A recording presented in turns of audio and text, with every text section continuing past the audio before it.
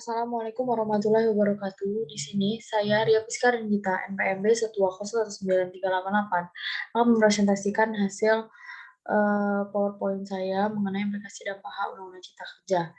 Nah, implikasi dan paha Undang-Undang Cipta Kerja adalah salah satu undang-undang yang terdampak dalam Undang-Undang Cipta Kerja atau Omnibus Law ini adalah Undang-Undang Nomor 32 Tahun 2019 tentang Perlindungan dan Pengelolaan Lingkungan Hidup. Menurut Undang-Undang Nomor 32 Tahun 2009, perlindungan dan pengelolaan lingkungan hidup adalah upaya sistematis dan terpadu yang dilakukan untuk mencarikan fungsi lingkungan hidup dan mencegah terjadinya pencemaran dan atau kerusakan lingkungan hidup yang meliputi perencanaan, pemanfaatan, pengendalian, pemeliharaan, pengawasan, dan penegakan hukum.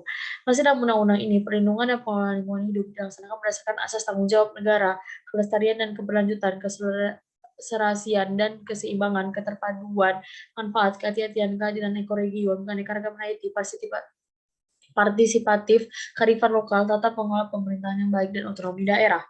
Yang pertama, saya mengambil kesimpulan dari jurnal yang pertama. Di sini karena disuruh mencari dari 3 jurnal. Yang pertama adalah jurnal Perkembangan Instrumen Perlindungan dan Pengolahan Lingkungan Hidup dalam Rancangan Undang-Undang Cipta Kerja. Ditarik kesimpulan yang pertama, perizinan berusaha berbasis risiko merupakan konsep yang masih perlu untuk didalami lebih lanjut. Dalam tataran praktik, perizinan perusahaan berbasis risiko cenderung akan sulit diimplementasikan karena harus diatur lebih detail dalam peraturan pemerintah dan merubah banyak peraturan yang sudah eksis. Yang kedua, penghapusan izin lingkungan menghilangkan kesempatan pengintegrasian izin yang justru kontraproduktif dengan tujuan penyederhanaan perizinan di Rancangan Undang-Undang Cipta Kerja. Yang ketiga, ketentuan mengenai partisipasi publik dan akses informasi dalam Rancangan Undang-Undang Cipta Kerja merupakan kemunduran dalam keterlibatan masyarakat dalam perlindungan dan pengelolaan lingkungan. Yang keempat, terdapat kesalahan konsep dalam perumusan strict liability yang sebelumnya diatur dalam Undang-Undang 32 tahun 2009. Hal ini berakibat padahal karena akan sulit menjelaskan strict liability. Ketentuan strict liability dalam Undang-Undang 41 tahun 1999 lebih mengkhawatirkan karena pada prinsipnya sudah hilang.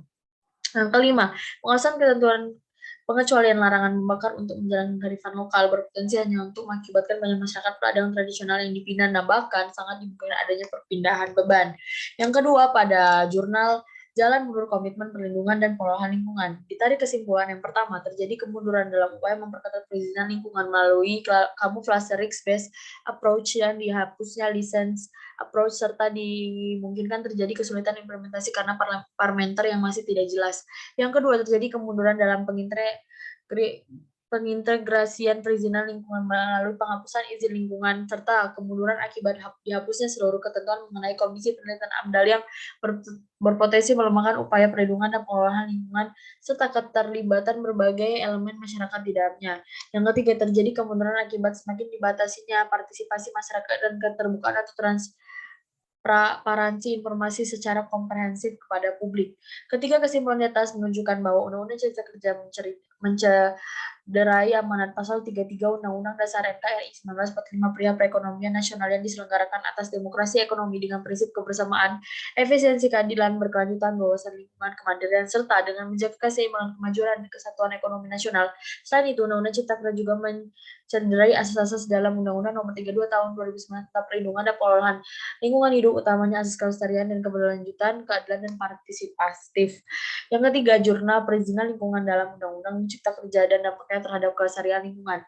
Ditarik kesimpulan yang pertama, adanya peraturan pelaksanaan Undang-Undang Cipta Kerja merupakan hal agar undang-undang ini dapat diimplementasikan dengan baik. Berbagai ketentuan dalam peraturan pelaksanaan misalnya terkait kriteria tingkat risiko usaha atau kegiatan, mekanisme uji kelayakan AMDAL termasuk bentuk dan mekanisme partisipasi masyarakat dalam proses perizinan lingkungan akan terjadi ad evidence sejauh mana undang-undang ini mempunyai keberpihakan terhadap kelestarian lingkungan dan tidak hanya menggenjot investasi dan usaha semata.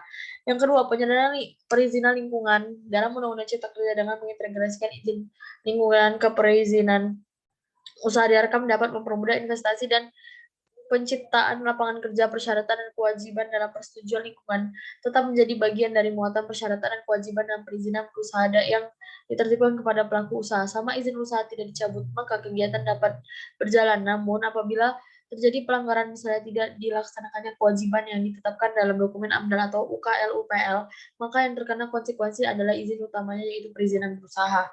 Dengan demikian, perusahaan dapat dicegah dari tindakan pengurusakan lingkungan yang lebih parah dan mendorong pelaku usaha untuk semakin memedulikan kelestarian lingkungan hidup. Pemerintah perlu terus melakukan sosialisasi tentang perizinan lingkungan berdasarkan Undang-Undang Cipta Kerja agar tidak terdapat kesalahan informasi dan penafsiran yang makin memicu kekhawatiran masyarakat akan kelestarian lingkungan. Sekian presentasi dari saya. Apabila ada kesalahan, saya mohon maaf. Wabillahi taufiq wal hidayah. Wassalamualaikum warahmatullahi wabarakatuh.